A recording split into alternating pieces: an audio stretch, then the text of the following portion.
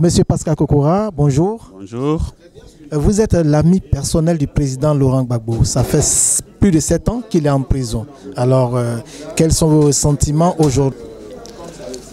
L'année dernière, le 18 octobre, j'étais à La Haye et pendant 4 heures, je suis resté avec le président Gbagbo. Je me demandais quel était son état d'esprit et son état de santé. Je ne suis pas docteur, je ne suis pas médecin, donc je ne peux pas parler de son état de santé. Mais ce que j'ai constaté, c'est que sa vivacité d'esprit, sa vision pour la Côte d'Ivoire, ce que j'ai connu dans les années 80 avec lui, n'a pas changé. Il n'a aucune rancœur contre qui que ce soit. Il avait mis la Côte d'Ivoire sur une trajectoire et c'est ça qu'il voit maintenant par rapport au combat qu'on a mené dans les années 80, comment recorriger cette vision pour pouvoir faire avancer la Côte d'Ivoire. Voilà le sentiment que j'ai eu en lui rendant visite à La Haye le 18 octobre 2017. Bien, M. Pascal Kokora, vous êtes membre fondateur du Front populaire ivoirien. Alors aujourd'hui, le Front populaire ivoirien est déchiré entre deux tendances. Qu'est-ce que vous pensez de cela et quelle est votre position, si je peux m'exprimer ainsi? Oui, dire que le Front populaire est déchiré entre deux tendances, c'est un peu, j'allais dire, c'est peut-être ne pas voir sur quoi est fondé le Front populaire. Le Front populaire, c'est pour un combat, mais le Front populaire pour la démocratie est fondé sur les textes. Et quant au Front populaire, les textes ne sont pas respectés, on en tire les conséquences.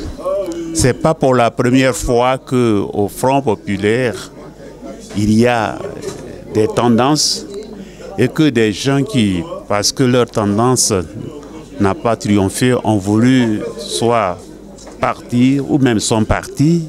Ça a été le cas de Maurice Bamba, ça a été le cas de Awadon Melo. Mais dans le cas d'Awadon Melo, il est parti, il a fait sa propre, j'allais dire, réflexion. Et il est revenu et il a recommencé comme militant de base. Et parce que c'est un garçon intelligent, il a grimpé assez rapidement les échelons. Il est arrivé à être ministre, à être directeur de l'institution qui s'occupe d'être le BNET.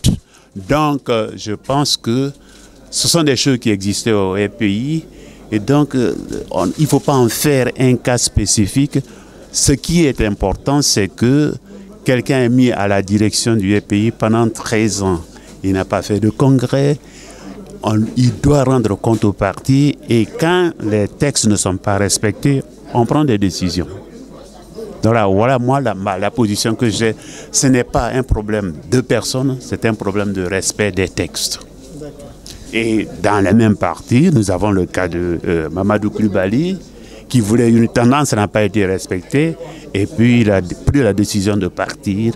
Si Mamadou Coulibaly veut revenir, commencer à la base comme Don Melo, c'est selon son désir. Il y a Maurice Bamba qui est parti, qui n'est jamais revenu. Il y a lui Tablé, Dakouri qui est parti, qui n'est pas revenu. Donc là c'est pas nouveau. Donc il ne faut pas qu'on en fasse un problème de fond. C'est un problème de respect des textes.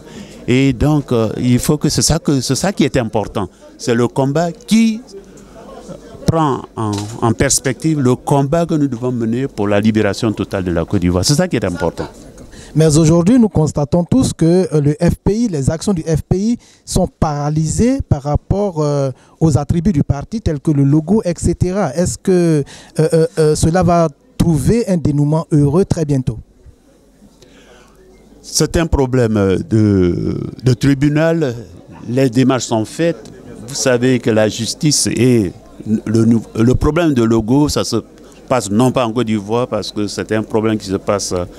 Je pense que le bureau qui était au Cameroun a sa maison mère en France, donc le problème se suit au niveau, j'allais dire, législatif, mais pour moi, ce n'est pas ça le fond du problème parce que le pays a traversé le désert où nous étions sous la dictature du parti unique. On nous a empêchés de faire des choses, on a combattu et puis finalement dans les années 90, le mur de Berlin étant tombé, nous avons pu réaliser un certain nombre de choses. Donc, tant que le pays reste en posture de combat, c'est ça qui est important. Bien. M. Pascal Kokora, vous êtes aujourd'hui à Paris dans le cadre du rendu des assises de Vérone. Alors, quelles sont vos attentes aujourd'hui dans ces assises? Mes attentes, c'est que nous sommes allés à Vérone parce que nous voulions organiser la diaspora. Et puis, après Vérone, on s'est rendu compte que la majorité de nos concitoyens à l'étranger, les expatriés, ils se trouvent sur le territoire français. Alors, j'ai donc pesé de tout mon poids pour qu'on vienne en France, parce que pour moi, c'était important que 60% de nos compatriotes qui sont en France, qu'on aille vers eux. Et pensant que j'aurais pu faire mon fichier, depuis Vérone, je voulais mettre en place un fichier. Je pensais que j'aurais pu le faire et puis j'ai révisé mon ambition à la baisse en disant que si au sortir de Paris, j'arrive à faire qu'il y ait un déclic d'un mouvement d'organisation, j'aurais atteint mon but. Et je pense que ce matin, avec l'affluent qu'il y avait à la cérémonie d'ouverture, je pense qu'on est venu à la rencontre de nos compatriotes qui sont sur le territoire français. Il y a eu les délégations des pays de l'espace Schengen. Donc, c'est quelque chose de positif. Mais je voudrais partir avec ce que j'appelle une amorce du déclic d'un mouvement de la diaspora qui se prend en charge pour pouvoir avoir son impact sur la Côte d'Ivoire, sur le tissu économique de notre pays. Et les conclusions de ces assises-là pourront être rendues publiques et utilisées par d'autres partis ou ça sera la propriété personnelle du Front populaire ivoirien? Non, parce que ce matin, on a rendu public et par une publication sortie chez l'Harmattan les actes de Vérone que les gens peuvent acquérir. Donc c'est public. De la même façon, les actes de Paris vont être publiés et les gens pourront s'en rendre compte. C'est l'information publique de façon à ce que les gens se rendent compte que nous ne sommes pas là pour faire de la politique politicienne. Nous sommes là pour pouvoir faire une politique pour le développement de la Côte d'Ivoire, pour que toutes les populations ivoiriennes, sans discrimination aucune, puissent profiter de notre réflexion. Et parce que nous sommes en Europe, nous sommes au contact des sociétés dites démocratiques ou des sociétés évoluées. Notre contact avec eux, nous devons en profiter pour que nos populations puissent en bénéficier. Et comme disait un jeune homme, quel Ivoirien de la diaspora ne voudrait pas qu'il y ait des rues propres dans son pays, qui ne voudrait pas qu'il y ait des plombiers mieux rémunérés Nous voulons ça, mais en même temps, il faut que nous puissions nous organiser.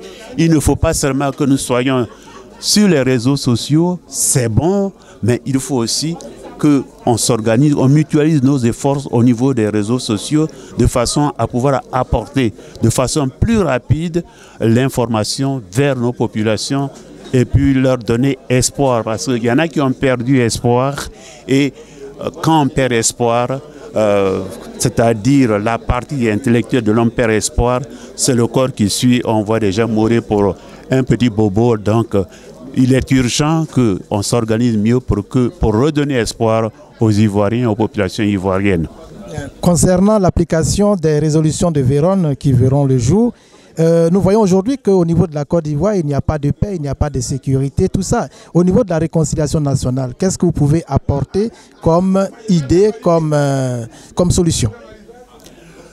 La réconciliation ne se commande pas comme ça. On n'est pas dit, bon, on va faire la réconciliation. La réconciliation, c'est quelque chose qu'on met en mouvement. Et je pense que la diaspora a un rôle à jouer. Vous voyez, aujourd'hui, sans discrimination, on n'a pas dit que c'était un truc du FP, on dit que c'est la diaspora ivoirienne.